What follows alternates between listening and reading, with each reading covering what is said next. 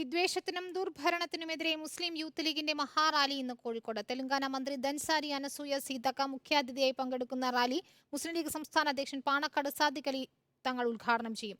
പ്രതിപക്ഷ നേതാവ് V D Satheesan, P K Kunhalikutty തുടങ്ങിയ നേതാക്കളും പങ്കെടുക്കും.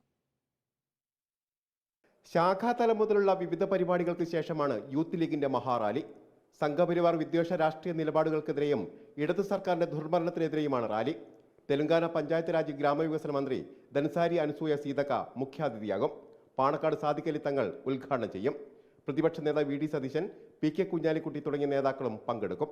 രാജ്യം ഭരിക്കുന്ന ഭരണകൂടം നടത്തിക്കൊണ്ടിരിക്കുന്ന രാജ്യത്തെ ജനങ്ങളെ, പ്രത്യേകിച്ച് രണ്ട് മതവിഭാഗങ്ങളെ ഭിന്നിപ്പിക്കാൻ വേണ്ടി നടത്തുന്ന ശ്രമങ്ങളെ ചെറുക്കുക, അതിനുവേണ്ടി ജനങ്ങളെ ബോധവൽക്കരിക്കുക എന്നുള്ളതാണ് പ്രധാനമായും ഞങ്ങൾ ഉദ്ദേശിക്കുന്നത്. അതോടൊപ്പം കേന്ദ്രത്തിൻ്റെയും കേരള സർക്കാരിൻ്റെയും ജനവിരുദ്ധ നയങ്ങളെ ജനങ്ങൾക്ക് മുമ്പിൽ അവതരിപ്പിച്ച് അവർക്കെതിരായി നിൽക്കേണ്ടതിൻ്റെ ആവശ്യകത ബോധ്യപ്പെടുത്തുക.